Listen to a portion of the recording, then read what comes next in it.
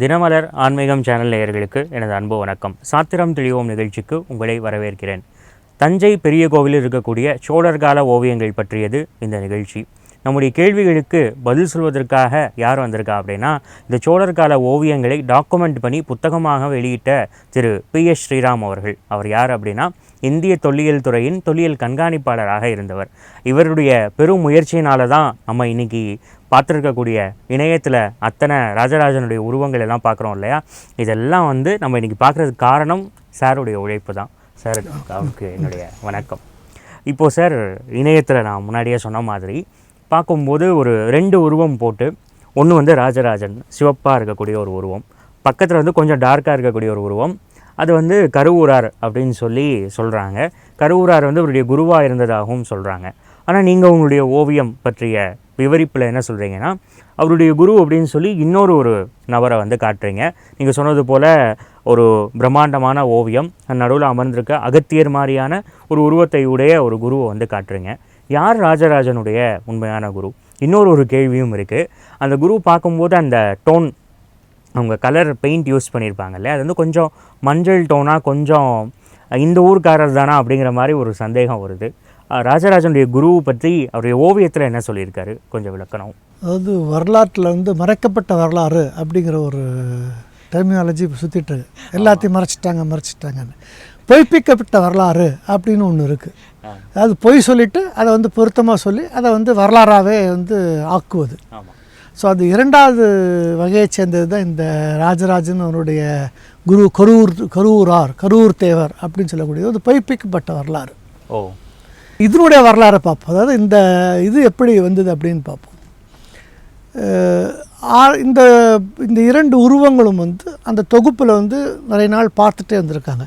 ஒரு காலகட்டத்தில் இதை திடீர்னு யார் சொன்னாங்க, எனக்கு தெரிஞ்ச வரைக்கும் ஒரு மகாமேதை சிவராமூர்த்தின்ற ஒரு மகாமேதை இருந்தார். அவருடைய ஒரு ஐடென்டிஃபிகேஷன் தான் முதல் இது ராஜராஜன், இது அவருடைய குரு கரூர் தேவர் அப்படின்னு சொல்லக்கூடிய அவருடைய இதுலேருந்து அப்படியே, அதாவது அது அந்த ஒரு சின்னதாக அவர் அவருடைய சொல்லிய ஒரு அந்த எண்ணம் பிற்காலத்தை வேரூன்றி பொய்ப்பிக்கப்பட்டு இது ராஜராஜன் கரூர் தேவர் அப்படி வந்துடுச்சு. இன்றைக்கி நம்பிட்டுங்க. நிறைய பேர் சொல்லிட்டு எத்தனை தரம் முறாது சொன்னாலும், ஆய்வுகள் தான் அந்த மாதிரி இருக்கிறதுக்கு சாத்தியக்கூறுகள் இல்லைன்னு சொன்னாலும் அதை அவங்க நடத்திட்டுருக்காங்க.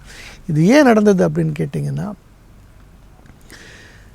இந்த ஓவியங்களை ஒரு வரலாற்று ஆவணமாக பார்க்காதது முதல் தவறு. ரெண்டாவது தவறு மெய்யியல் அழகுணர்ச்சி அந்த கோணத்தில் பார்த்தது.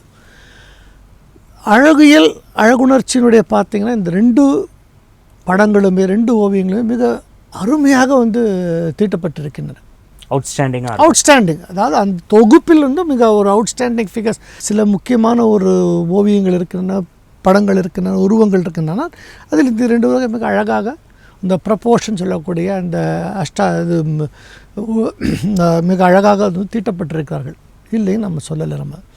ஆனால் இது என்ன இருக்குதுன்னு கேட்டிங்கன்னா, முக்கியமாக இந்த ஓவியங்களை ஆய்வு செய்யும் பொழுது அந்த முழுமையாக பார்க்க வேண்டும். அந்த முழுமையாக பார்க்காதனால ஒரு தவறு தான் இது.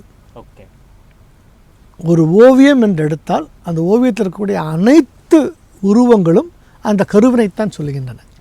அதை சேர்த்து பார்த்தா தீம் என்னன்னு அதாவது இப்போ நீங்கள் அஜந்தாவில் பண்ணி தனிப்பட்ட உருவங்கள், தனிப்பட்ட ஓவியங்கள் தீட்டப்பட்டிருக்கு. இங்கே தனியாக, அதாவது எதற்குமே சம்பந்தம் இல்லாமல் உருவங்கள் இங்கே தீட்டப்படவில்லை. எல்லா உருவங்களும் ஒரு கருவினை எடுத்துக்கொண்டு அந்த கருவிக்கு சேர்ந்தவையாகத்தான் இருக்கின்றன.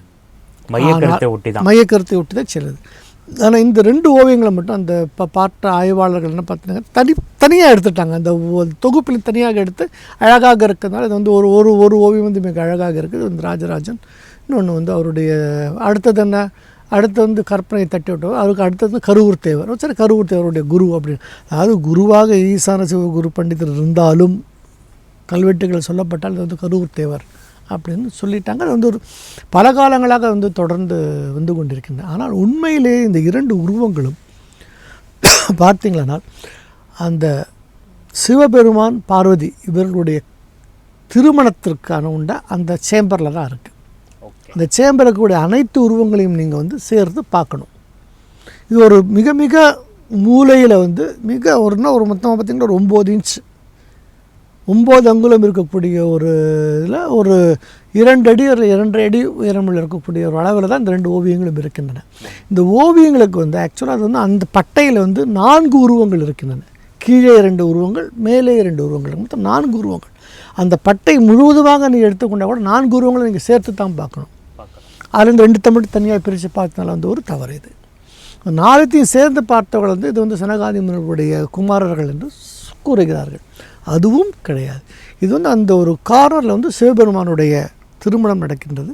சிவபெருமானுடைய திருமணத்தை பார்ப்பதற்காக அந்த மண்டபத்திலே வந்து மாடங்களிலிருந்து பெண்களெல்லாம் மிக அழகாக பார்க்க அதெல்லாம் தீட்டப்பட்டுள்ளது. மற்ற தேவர்கள் 30 கோடி தேவர்களும் வந்து அந்த மண்டபத்தில் இருக்கால். இவர்களைத் தவிர அந்த மண்டபத்திற்கு மேலே ஆகாயத்தில் வந்து பலவிதமான தேவர்களும் தேவகுமாரர்களும் சன்னியாசிகளும் கந்தர்வர்களும் மற்றவர்களும் வந்து கூடி பார்க்கிறார்கள்.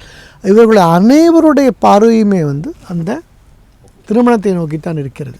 எல்லாருமே ஃபோக்கஸ் பண்ணுறது திருமணம் தான் அங்கே முக்கியம். அதே மாதிரி இவர்கள் இருவருமே, இவர்களுக்கு மேலே இருக்கும் இந்த 2 உருவங்களுமே அந்த திருமணத்தை வந்து தரையிலிருந்து பார்ப்பதால் அதை வியந்து கொண்டிருக்கிறார்கள்.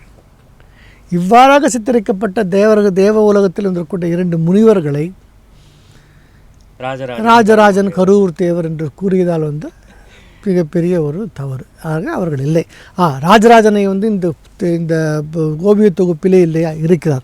3 இடங்களிலே வந்து ராஜராஜனுடைய உருவங்கள் இருக்கின்றன. ராஜராஜன் மட்டுமில்லை, ராஜராஜனுடைய அனைத்து குடும்பத்தாருடைய அரசியர்கள் மற்றும் ஈவன் ராஜேந்திரனுடைய ஒரு ஓவியமும் அங்கே வந்து காட்டப்பட்டிருக்கிறது. ராஜேந்திர சோழன் ஓவியம்.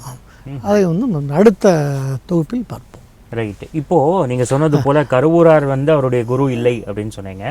கல்வெட்டுகளில் ஈசான சிவபண்டிதர் தான் சொல்லப்பட்டிருக்கார். அவர் தான் நடுவில் மையமாக வரையப்பட்டிருக்கார் இல்லையா? மற்றொரு ஓவியத்தில், இன்னொரு ஓவியத்தில் நம்ம முதல்ல இப்போ போன ஒரு தொகுப்பில் பார்த்தபோது அது வந்து ஒரு மிகப்பெரிய ஒரு முனிவரை காமிச்சிருக்காங்க, ஒரு குருவை காமிச்சிருக்காங்க. முனிவர் கூட குரு அவர். அந்த குரு வந்து நம்ம ஈசான சிவபண்டிதராக எடுத்துக்கொள்ளலாம். அது என்னுடைய ஒரு அபிப்பிராயம்.